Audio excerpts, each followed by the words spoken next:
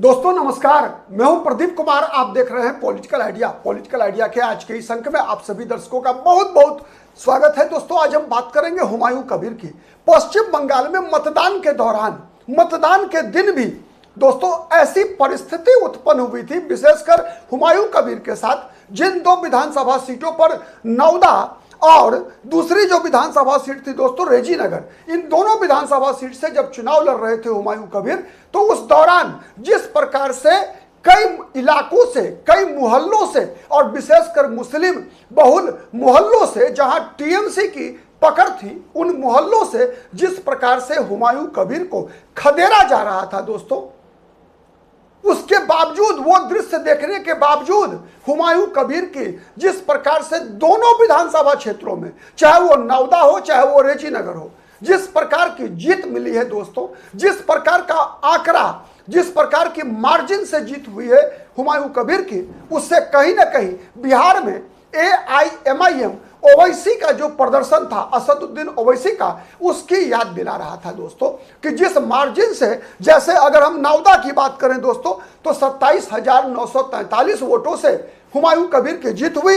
वहीं रेजीनगर में लगभग 59,000 वोटों से हुमायूं कबीर की जीत हुई। दोस्तों ऐसी ही जीत मिली थी किशनगंज जिले में, बिहार के किशनगंज जिले में AIMIM को 4 विधानसभा सीटों में 3 विधानसभा सीटों पर किशनगंज में जीत मिली थी दोस्तों। क्यों? इसलिए कि किशनगंज में मुसलमानों की आबादी लगभग 65% प्लस है। और मुर्शिदाबाद जिस जिले के अंतर्गत ये दोनों विधानसभा सीट आते हैं मित्रों, इस जिले में भी मुस्लिम आबादी लगभग 65% के आसपास है। पिछली बार विधानसभा चुनाव में इस मुर्शिदाबाद जिले की 22 विधानसभा क्षेत्रों में दोस्तों 20 सीटों पर तृणमूल कांग्रेस का एक तरफा कब्जा हुआ था। केवल 2 विधानसभा सीट ऐसी विधानसभा सीटें जहां पर आप कह सकते हैं कि हिंदू आबादी थोड़ी सी अच्छी संख्या में है, वहां भारतीय जनता पार्टी चुनाव जीतने में सफल हुई थी। मात्र 20 और 2 का आंकड़ा था। इस बार क्या हुआ? इस बार मुर्शिदाबाद जिले की 22 विधानसभा क्षेत्रों में तृणमूल कांग्रेस को मात्र 9 विधानसभा सीटों पर जीत मिली दोस्तों, मात्र 9। 2 सीट जो कांग्रेस पार्टी को मिली है वो दोनों सीट मुर्शिदाबाद जिले में ही मिला था दोस्तों। फरक्का और रानीनगर विधानसभा सीट से कांग्रेस पार्टी इस चुनाव में जीतने में कामयाब रही। CPM भी जो खाता खोला पश्चिम बंगाल में, वो भी मुर्शिदाबाद में ही खाता खुला दोस्तों, डोमकल विधानसभा सीट पर। और तृणमूल कांग्रेस जो कि 20 विधानसभा सीटें जीती थी दोस्तों, मात्र 9 विधानसभा सीटों पर सिमट गई। शेष 8 विधानसभा सीट बीजेपी को मिला। पिछली बार बीजेपी मात्र 2 विधानसभा सीट जीती थी।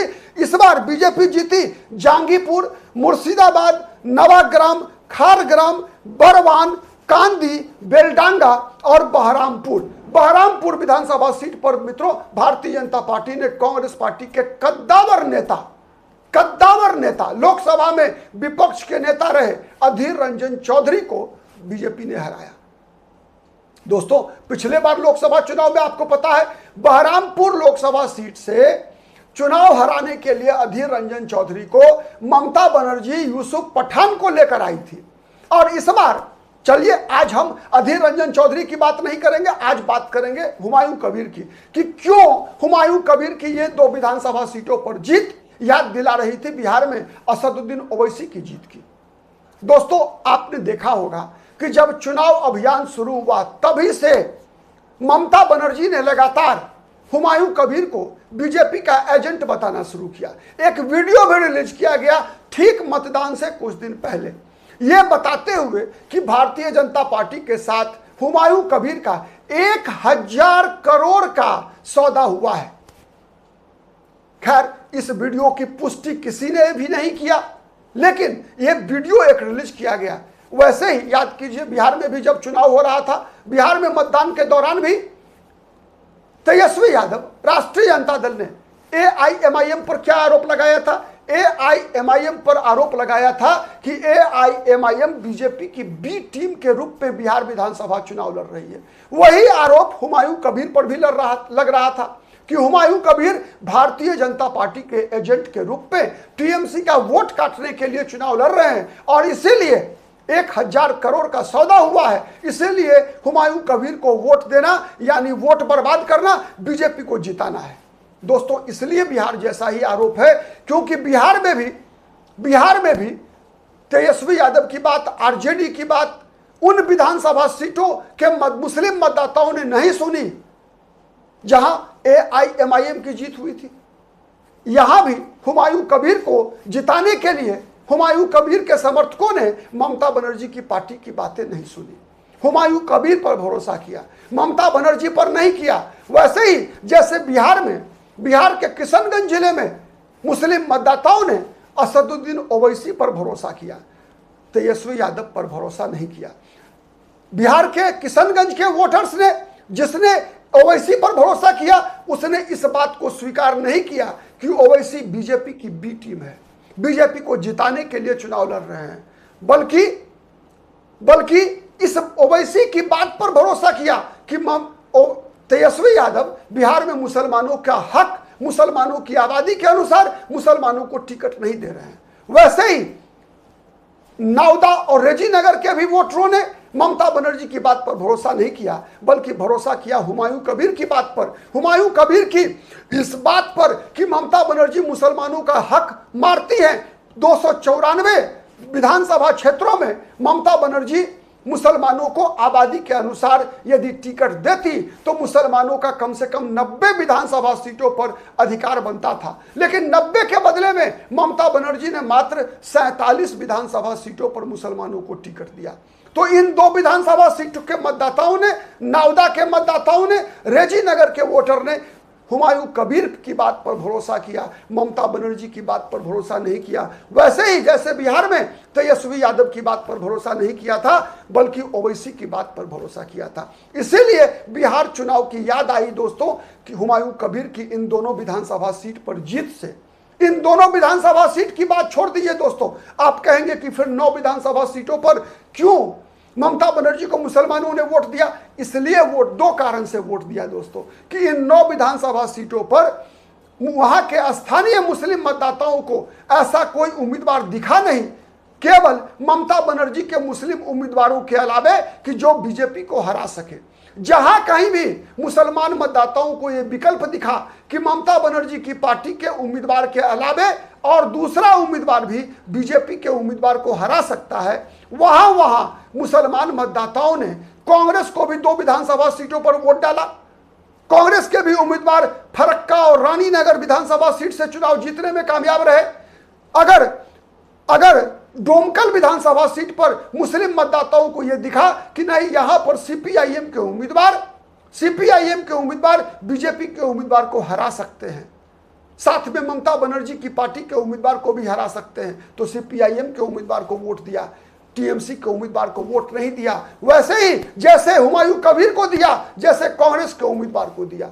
यानी टीएमसी पहली पसंद नहीं थी, वैसे ही जैसे बिहार में आरजेडी पहली पसंद नहीं थी, जैसे बिहार में आरजेडी मुस्लिम वोटरों के बीच मजबूरी थी। उन विधानसभा क्षेत्रों में आरजेडी को वोट देने को मुसलमान मजबूर थे, जहां बीजेपी को हराने के लिए आरजेडी के उम्मीदवार के मुकाबले दूसरा कोई उम्मीदवार ऐसा बलवान नहीं था, ऐसा कोई धुरंधर नहीं था जो बीजेपी को हरा सके। इसीलिए मजबूरी में ममता बनर्जी को 9 विधानसभा सीटों शमशेरगंज, सूती, रघुनाथगंज, सागर दिघी, लाल गोला, भगवान गोला, भरतपुर, हरिहर पारा और जालंगी के मतदाताओं ने ममता बनर्जी को मजबूरी में वोट डाला, क्योंकि वहां पर सीपीएम के उम्मीदवार, कांग्रेस के उम्मीदवार, हुमायूं कबीर के उम्मीदवार बीजेपी को हराने में सक्षम नहीं थे। यह है निष्कर्ष। और वही चीजें हुई थी बिहार में, यही चीजें हुई थी दोस्तों महाराष्ट्र में भी। महाराष्ट्र में जब मुंबई में बीएमसी का इलेक्शन हो रहा था, बीएमसी के इलेक्शन में भी एआईएमआईएम को कई क्षेत्रों में सफलता मिली। सफलता मिलने का प्रमुख कारण यही था कि जहां पर वहां पर मुसलमानों ने शिवसेना यूबीटी के उम्मीदवार को भी वोट डाला। इसलिए डाला, मजबूरी में डाला। उद्धव ठाकरे की पार्टी मुसलमानों की पसंद नहीं थे, उद्धव ठाकरे की पार्टी को भी मुसलमानों ने वोट दिया, वहां दिया जहां उनको विकल्प नहीं मिला, जहां लगा कि शिवसेना उद्धव ठाकरे की पार्टी को वोट देना मजबूरी है बीजेपी को हराने के लिए, वही दिया। फर्स्ट चॉइस शिवसेना यूबीटी नहीं थी। वैसे ही पश्चिम बंगाल में यह साबित करता है दोस्तों कि पश्चिम बंगाल में ममता बनर्जी फर्स्ट चॉइस नहीं थी, ममता बनर्जी मजबूरी थी मुसलमानों की, कि ममता बनर्जी के अलावे और कोई पार्टी इन विधानसभा क्षेत्रों में जहां ममता बनर्जी को मुसलमान वोट देने को मजबूर थे, दूसरा कोई उम्मीदवार मुकाबले में नहीं था। दोस्तों यही कारण है कि ममता बनर्जी के जो 80 उम्मीदवार चुनाव जीत कर आए हैं, इन 80 उम्मीदवारों में बड़ी संख्या, सबसे बड़ी संख्या है मुसलमान उम्मीदवारों की। सबसे ज्यादा 40% उम्मीदवार जो है ममता बनर्जी की पार्टी से मुसलमान जीत कर आए हैं चुनाव। उसका एकमात्र कारण है जहां जहां मुसलमानों को विकल्प मिला वहां वहां मुसलमानों ने टीएमसी के अलावे कांग्रेस को, सीपीआईएम को और हुमायूं कबीर को वोट डाला। ये आंकड़ा कहता है। आप क्या कहते हैं कमेंट करके बताइएगा। हमारा विश्लेषण पसंद आता है दोस्तों तो इसे लाइक कीजिए, शेयर कीजिए, जिससे कि अधिक से अधिक लोगों तक हमारी बातें पहुंचे। अब तक यदि पॉलिटिकल आइडिया को सब्सक्राइब नहीं किया है मित्रों तो प्लीज सब्सक्राइब कीजिए। आज के लिए इतना ही, फिर मुलाकात होगी किसी अन्य मुद्दे पर। तब तक के लिए नमस्कार।